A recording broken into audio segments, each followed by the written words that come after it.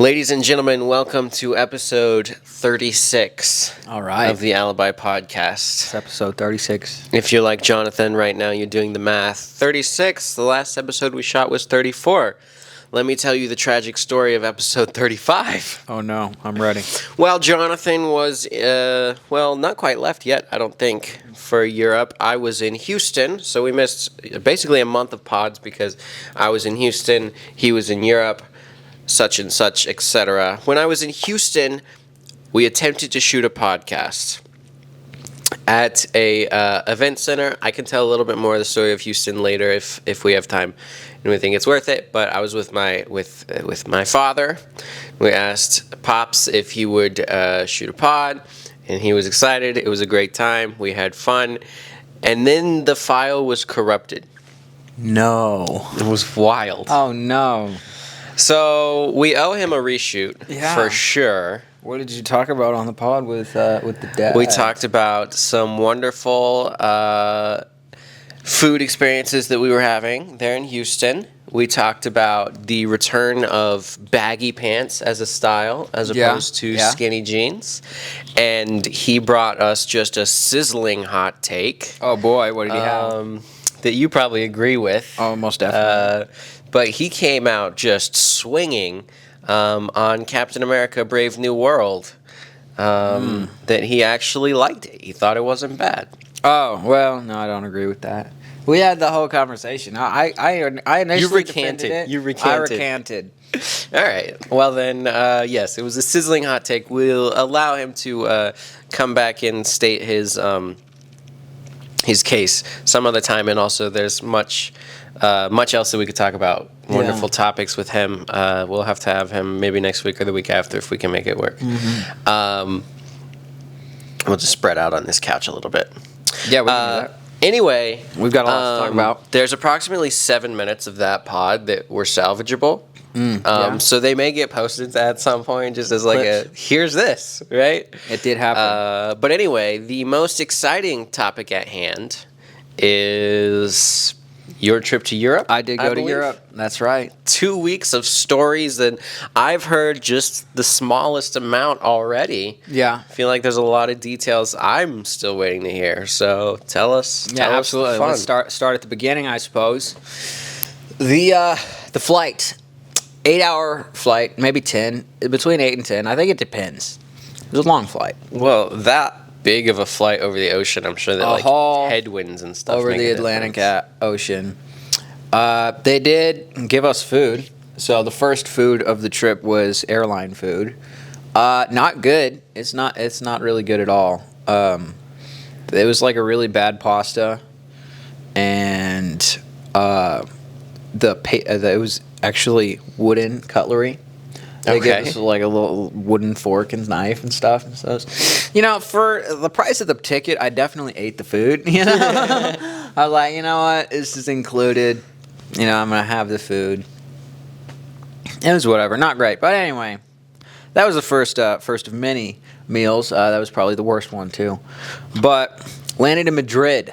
Found our way to a hostel. We stayed in a hostel, which was fine. It was kind of like a glorified Airbnb, really. It was like definitely not as nice as a hotel. No, it was like, so the way real estate tends to work over there in general is not like houses, like single family homes so much.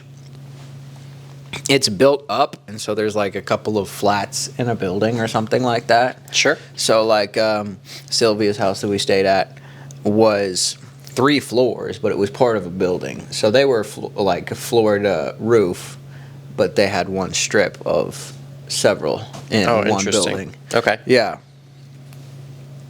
And the hostel was like different rooms in one floor. It was kind of like almost like an apartment complex situation, but different.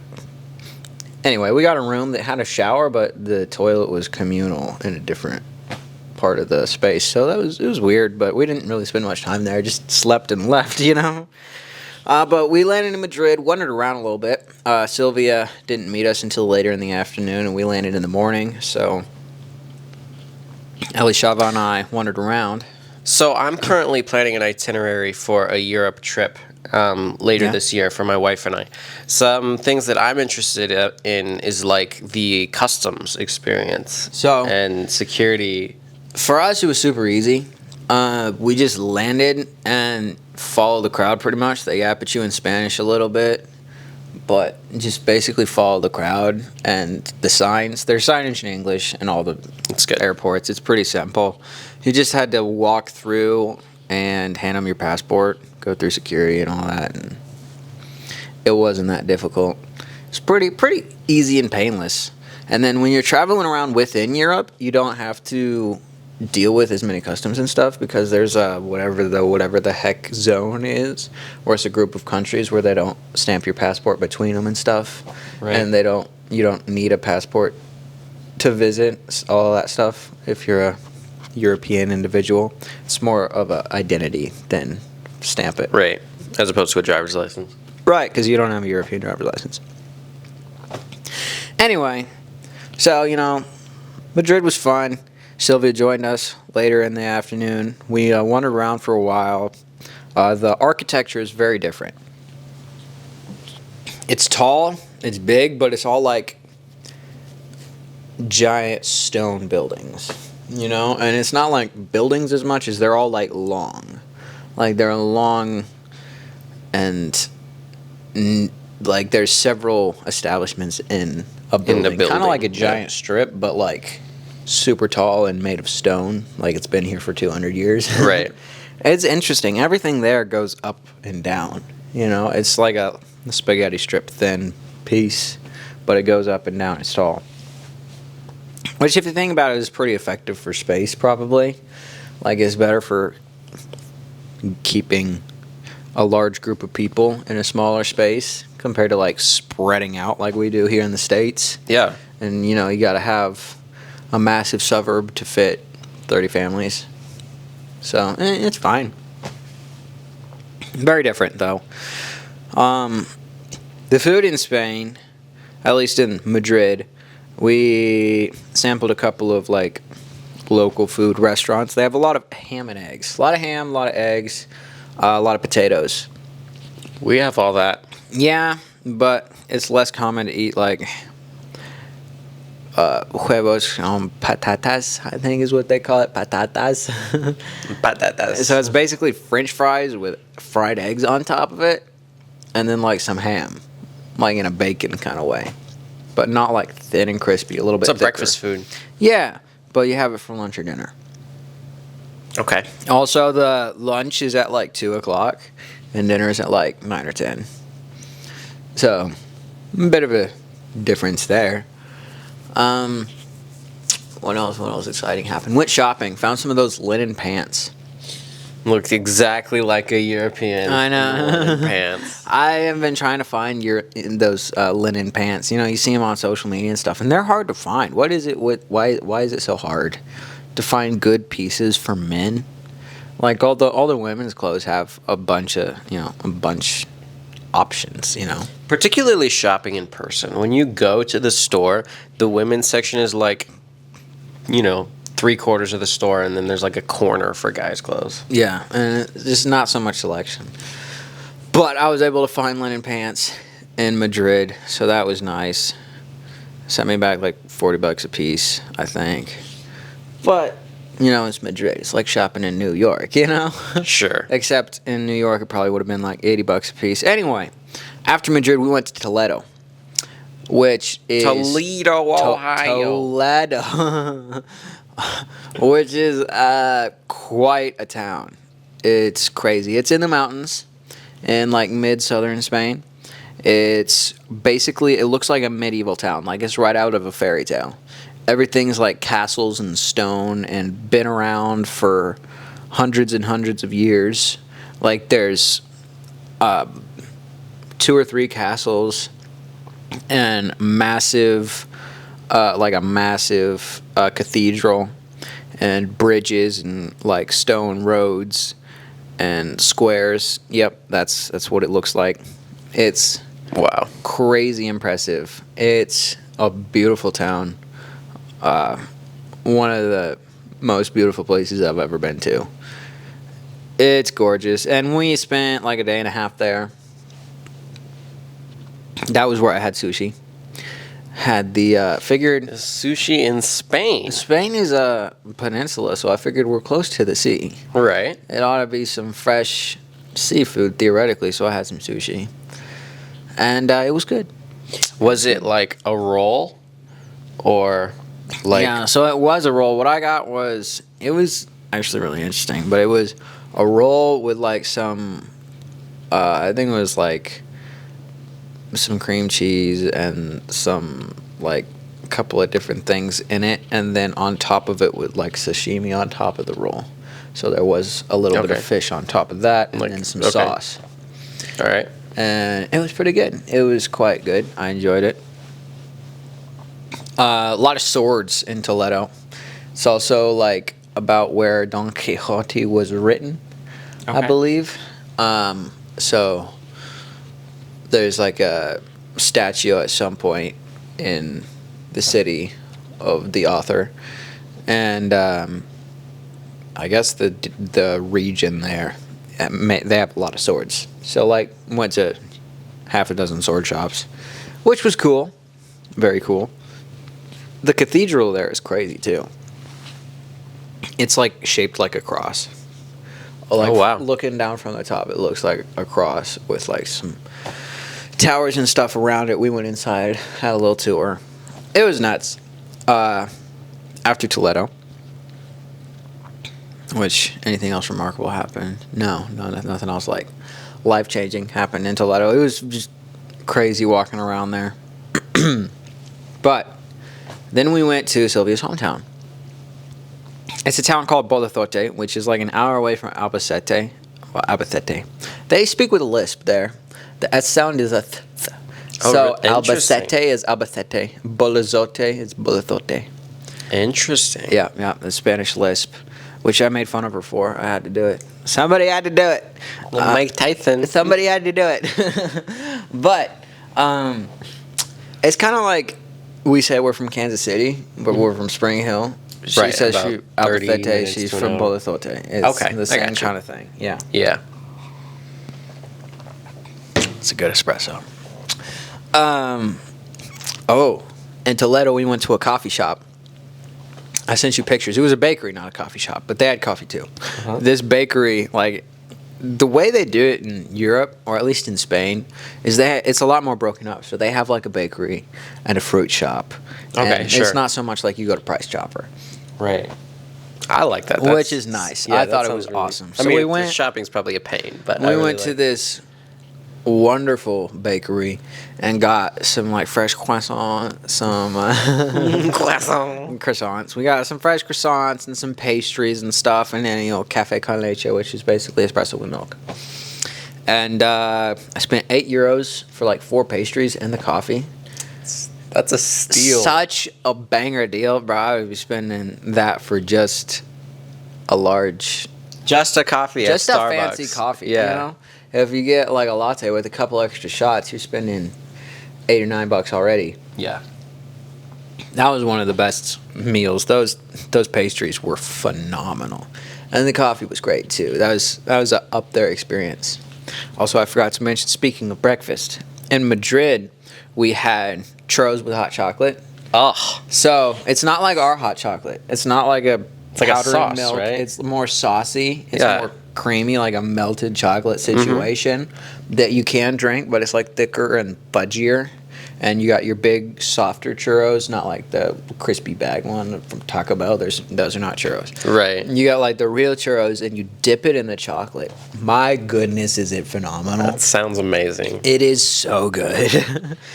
I've had a churro similar to that somewhere here. That's probably the one thing that I would, from Spain, want to find here. Like, I want to find a way to have those churros or make the hot chocolate myself. Like, I want that again. That was so good. But Bolazote, we got to spend a couple days and kind of relax a little bit. We enjoyed Sylvia's mother's cooking. She definitely chefed up and tried to feed us until we burst, basically. I was like, no, please stop. It's too much. But it's ubiquitous with mamas everywhere. Yeah, Spanish mamas just like the Italian and Mexican mamas. It's just all mamas, I guess. At least all the good ones, maybe. I don't know. She cooked some wonderful food for us. Quite the meals. And we did make a couple of trips up into Albacete while we were there. One of them was for Sylvia's sister Esther graduating from music conservatory. Oh, it was kind of wow. like college for music. After that, we went to dinner at one of their local restaurants that they enjoy. That's where we got to eat snails. Oh, yummy. Yeah, yummy. They came in the shell. You have to use a toothpick to kind of stab them and then pull them out of the shell. All right. They're in a sauce. It's kind of like a bolognese sauce. It's like Okay. a meaty tomatoey kind of sauce. Yeah. And so that's kind of what it tasted like, a little bit stewy, you know. So enjoyed Right. that. Yeah. Also some more of like crispy ham dishes, fried cheese. They have a lot of fried, like, it's like cheese curds here, but a different kind of cheese. Okay. And several different like sausage things and such like that. It's pretty good. Big problem in Europe is the water. You don't get free refills of water. The water's not free at restaurants. You have to order a water. They'll bring you a bottle and a little glass, and you pour yourself some water. And when the bottle's gone, you have to buy another bottle. That's how it is at a lot of like restaurants in New York too. Of course, I went to exclusively fancy restaurants in New York, but so I don't really know how it is at like McDonald's. But I'm like, sure it's different, but but I definitely experienced that in New York yeah, as well. the tap water is not a thing. It's bottled. Did they have sparkling as an option? In Italy, yes. Okay. In Italy, every time they're like, some water maybe, you're like, yes, water, still or sparkling. Every time, still Right. or sparkling. Yeah. I always went still because, you know. That was the choice we had in New York, and of course at lots of other fancy restaurants that I've been to as well. But I remember one time Ella wanted to try the sparkling, and so she was like, sparkling, and then she hated it. Like, Of course, she took yeah. one sip and was like, no. This is water, She was carbonated drinking my water. still. Yeah, no, I don't really fall for the sparkling water propaganda, no matter what Andrew Tate says about the bubbles. Or Aston Hall. Actually, in Holland, Saratoga has still water. Okay. All right. I've never had the sparkling. I've never had it, so I can't say. Anyway, where were we? We were in Botote. So let's see. This takes us to about this Saturday of the first Saturday we were there. It's the only Saturday we were there. Actually, no, it was the first Saturday we were there. Anyway, we went to Bolgara. You roll the R's. Bolgara. If you could roll your R's better. I can't roll very well. Bolgara with the rolled R, which is gorgeous. It's Is it also a a town in the city mountains. town? All right, town in the mountains. Small town in the mountains. Not like Toledo town in the mountains. Like, it doesn't look like medieval, but it looks like what you would think of when you think of like a beautiful Italian or European town in general. Like, tucked in the mountains, like built onto the landscape with that European architecture and like the red roofs and the white plaster walls, stuff like that. I've actually got pictures. Yes, like that. And they have some nature attractions there. One of them is these waterfalls. It's this little trail to these waterfalls that are absolutely stunning. They are gorgeous. There's a couple of different waterfalls with little like pools there, and then one cave in the mountains. They're phenomenal. I got some pictures of all of these things. We got in the water. It was very cold, but we did get in the water and go over by the waterfalls. The girls are crazy. They climbed them. I don't like being cold like that.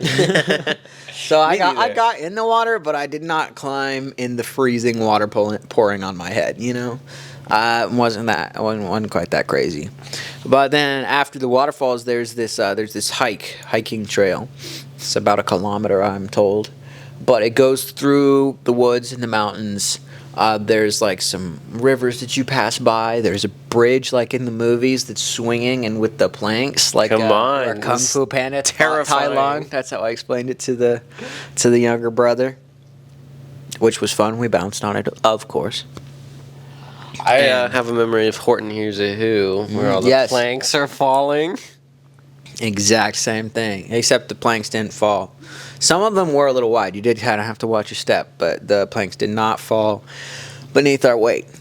And there was also like little statues and carvings off the sides of the trail going around, which was really interesting on that one. And the views were just insane. You know, you're literally walking through the mountains. It was kind of more similar to like being by a mountain lake in Colorado or something like that, but a little more deserty, just a little bit.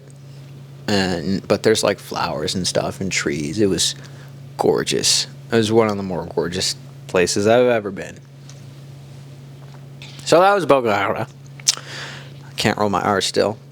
Then we went on Sunday to Alicante, which is by the southern coast. We covered a lot of ground. The Mediterranean. Yeah, we went to 7 towns total in Europe. Let's keep moving, 2 man. weeks. Yeah, you got Alicante. some time left. Alicante. Yeah, Alicante is a town, beach town. So we went to the beach, of course, swam in the Mediterranean. Oh, wonderful. Which, technically, I think this is my first time, like, actually swimming in the ocean. Really? Yeah, because, remember, we went to Florida when we were very young, but we were, like, 7, 6. So you we were didn't just, like, proper waiting. swim, right? And then we went to Oregon, and it was too cold to really swim. Sure. So we were just kind of waiting. So you were, like, swimming. Yeah. Just, all right. So this was the first I've been time to the I was ocean, able to, but like- I still just wait. Like, Yeah. I got to actually go out. It was warm enough to swim. It was pretty chilly, but it was warm enough to actually swim. So, yeah, first time swimming in the ocean was the Mediterranean. Big, nice beach with, a castle up there, just because, obviously, there's How about a that? castle up there overlooking the beach, which was beautiful. It was a wonderful experience. And then we had Starbucks the next morning. Tried the Starbucks. It's not better in Europe. Starbucks is Starbucks, I guess. And I've kind of lost my taste for Starbucks, honestly. There's better coffee for sure. You can get something simple at Starbucks, though, and it's fine. Yeah. Also, the espresso blend that you're drinking now is technically a Starbucks blend. Oh, no. Well, I guess I'll have my taste for Starbucks. I found it! Found it. Had a donut, too. Starbucks donut. It was not that good. Anyway, after Alicante, we went and got on the plane to Rome. Roma. Off to Italy. In Rome, we found it to be quite trashy, the neighborhood we were staying in.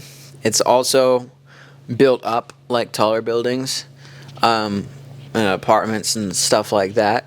But there was a lot of graffiti all over the walls. And it wasn't like Madrid where it's all stone and really well preserved and looks clean. At least the area we were in. I think we were on the east side, or at least we were east of the Coliseum because we had to go west to go to the Coliseum. But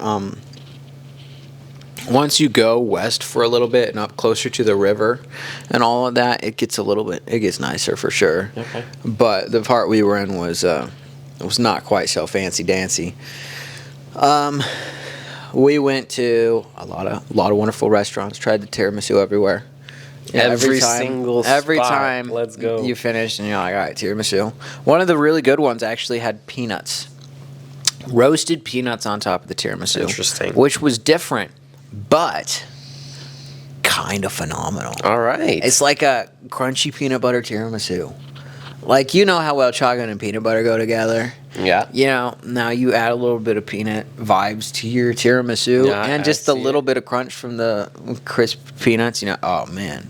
While was you good. were away, Ella and I made our own tiramisu. How did it rank? It was really good. Was it? It was like, We're gonna I have to was make it like, together. how did we possibly make something this good? Yeah, was we're like, gonna have to make it. I'm gonna come over tomorrow and we're gonna make it. tomorrow. We'll figure it out.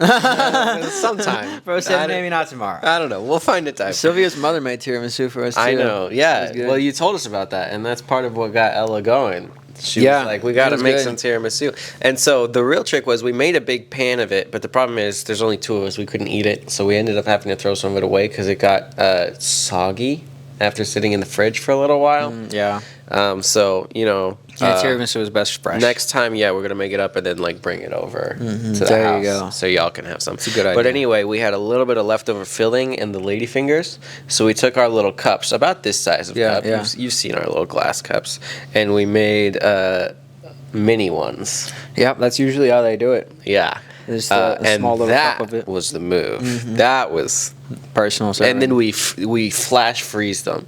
So we did like 3 hours in the fridge while we watched in the freezer. I mean, while we watched the movie, and then an hour in the fridge, and then we ate them, and it was That sounds phenomenal. the freaking move. That It sounds was- phenomenal. Yes. I think one of the best tiramisu experiences I had was at the Alfredo restaurant. The origin of Alfredo. So 90% My of our wife strategy. is so jealous. Most of our strategy in Rome was to just kind of get lost in the streets and then walk into a restaurant. Okay. And try whatever food they have there, you know? Just so everyone knows, this is a little bit like astonishing to me. Like, why? Because I am so focused on doing my research and getting the reservation at the perfect spot. Well, I think your experience is a little fancier than Sylvia and Ellie would really be much into. Sure. Like, they wouldn't want to pay for that, first of all. Well, me neither, but here we are. Also, like, I would have to make all the reservations and find the spots, you know? And I don't really want to do that. I don't like details, so I would have a conniption fit. So, the one place that we researched and made a reservation at was Il Vero Alfredo, the birthplace of fettuccine Alfredo. And there's pictures on the walls of when like presidents and stuff came. Like the Spanish royalty was there, JFK, RFK, Bush. A lot of famous people been there. There's a picture of Stallone was there. Nice. So yeah, that was cool. And we got our reservation. It's one of those places. It's open from like 12:30 to 3:30. Lunch service and then dinner service. And then it opens at 7:30. Yeah. So we got a reservation at 7:30. We waited outside because we got there a couple minutes early, and then they open and the people in line and they're like, "All right, do you have a reservation?" The first person's like, "No," and they're like, "All right, go away." And I was like, "Ooh, You are out of luck. Comes to us, we have a reservation. I'm like, "Yes, I do." So yeah, we got seated. And we had the Alfredo. Obviously, it's different than like Olive Garden Alfredo. It's not sweet. Yeah. It does taste like a aged Parmigiano Reggiano cheese. As it should. Which man. we've made together with Dad. Like at home, he made an Alfredo once where he just put the cheese on there. Mm-hmm. And it's very sharp. It's a bit different. I had Alfredo in New York that was made in the cheese wheel. Oh, that sounds phenomenal. Was it sharper and more bitter? Yeah. I mean, there's no milk. It's Right. just the cheese. And just the cheese and a little bit of pasta water. Yeah. I think they use butter in Alfredo. There was no butter in the one I had. I think they might use some butter. Either yes. that or it's just the cheese and pasta water. And depending on like how much butter or if you're in America like cream you use, it can be sweeter. But there's a lot sharper, cheesier, more bitter flavor. Of course, I spent the extra $20 to get mushrooms. Not just any Which is mushrooms. crazy. Yep, though, black right? truffle. I got black truffle shaved on, and the experience was fun because they brought it over to your table and they shaved it on there and they mixed it all together and all that, and then they gave it to me. And it was, of course, excellent. Because I'm not so much, it's a little bit sharp for me to have just the cheese like that. I add a little olive oil and a little bit of salt to balance it out a little bit. Okay. Just according to my taste. But I did that about halfway through, so I had about half of it original and then half of it a little more balanced. I'm a big fan of balance. You know, this is why I like the tiramisu. But that was one of the best probably ever. I will say the pizza was not actually phenomenal. Most of the pizza places, I think we got 2 or 3 pizzas. Not as much pizza as I thought I would get. But a lot of them, like, it's not like brick oven pizza with a phenomenal crust at a lot of these places. You know? Like, everybody serves pizza, but probably not everybody serves great pizza. Right. You didn't do the research to find the perfect spot. We didn't find the perfect pizza spot in Rome. Rome's also not, like, the food capital of Italy, right? You didn't So go to someday Florence. I would like to go to like Florence and Naples and all the other places around and find some like truly really good Italian pizza. Yeah. You know, that's something I'd like. Also, the sauce wasn't the best in my opinion, but it was good. We did find this place. It was called Danny's. The reviews were actually not so great on this one, but the food was phenomenal. All right. I found some of the places we went to with really good reviews were not good, but places with bad reviews were phenomenal. I don't know why. Those Italians, they don't know ball. They don't know ball. But yeah, Danny's they had excellent food. I got a lasagna. It was so good. Ellie tasted it. She said it was the best lasagna she'd ever had. Wow. And she's been known to be a lasagna hater from time to time.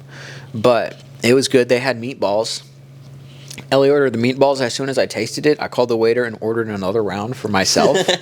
They're very similar to Mama's marinara. Yeah. And the meatballs they're a little bit smaller, also a little bit softer. I think you use the milk-soaked bread, which our mom doesn't do, but they make the meatballs a lot softer and more moist almost. Okay.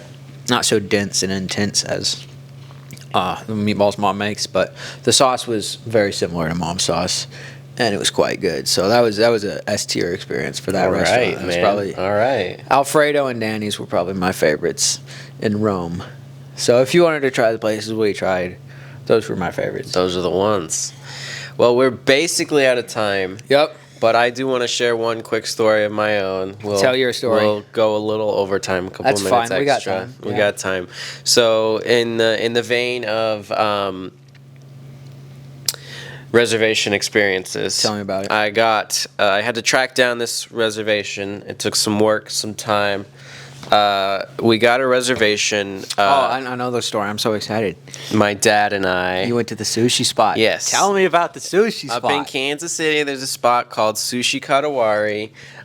It's very exclusive. They do dinner service twice, so like a 6:30 and then an 8:30 dinner service. Only 8 patrons maximum per dinner service. Wow. And they only do this like 3 or 4 nights a week. Yeah. I think 4, Thursday through Sunday night. So pretty exclusive, hard to get into, not serving a lot of people. But it's a Omakase Sushi counter experience. So all 8 of us, or in this case it was only 7 because there was a cancellation. All 7 of us are around a little counter, kind of like a bar. And then the chef is right on the other side. And it's very like intimate and conversational. You can like talk to the chef and all of your neighbors. It's kind of like all around one big table. And so he makes every single roll, every single bite of sushi by hand. Nothing was actually really rolled. But every single bite of sushi is made by hand, and he makes it, and then he places it on the plate in front of you, and then you eat it. It was 11 courses, and it was phenomenal. I've had caviar and things, but one of the highlights for me is this is the first time that I've just had caviar, not as an ingredient, and it was phenomenal. It was. What did it taste like? Yeah, Is it buttery and salty, like they say? Or? Yeah, I mean, it's if you've had roe or fish eggs on other things, it's not that different. It's just it's cleaner flavor. It was on like a little more salt pure. and vinegar chip type of vibe. Yeah. So like chip with caviar on it. He called it chips and salsa. But the chef was a white guy, which was a little bit like, what, right? For a high-end sushi counter experience. But he... Breaking glass ceilings over here. Yeah, he was... he went to culinary school in Tokyo, and all the stuff is really well sourced. Clearly knows what he's doing. It was pretty legit. Yeah. They get their fish from the Tokyo fish market, and they, speed run it over here for dinner service the same week, usually, I guess, is what I gathered. He told us a story about a friend of his who owns a restaurant in Austin who recently got his pilot's license. And what he does is on Monday, he flies to Japan, lands on Tuesday because it's a long flight, right? Wednesday morning, he's up and he's at the fish market in Tokyo.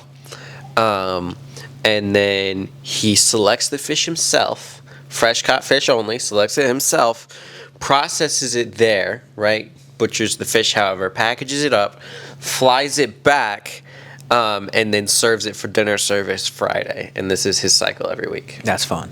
That's insane. That's fun. I'm sure that the price on that is wild.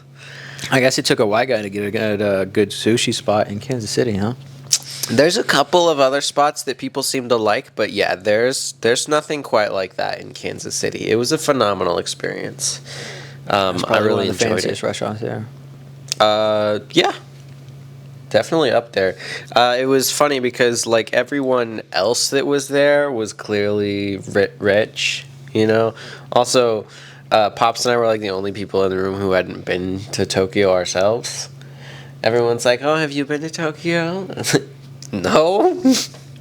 What's Tokyo? Thought I'd eat sushi here, man. But yeah, there was like a couple that got engaged in Tokyo there, and yeah. So they were talking about other restaurants in Kansas City that I'd never heard of that they also liked. So I was like, maybe there are some other good spots. I'm not familiar with the game. But anyway, yeah, that's I have more stories from the last couple of weeks. I had quite a few other nice meals, but I've got another story to tell too, but we're out of time. We're out of time. Episode 37, I guess. All right. We'll see you then in episode 37 for more fun stories from Houston and a concert recap. Alrighty.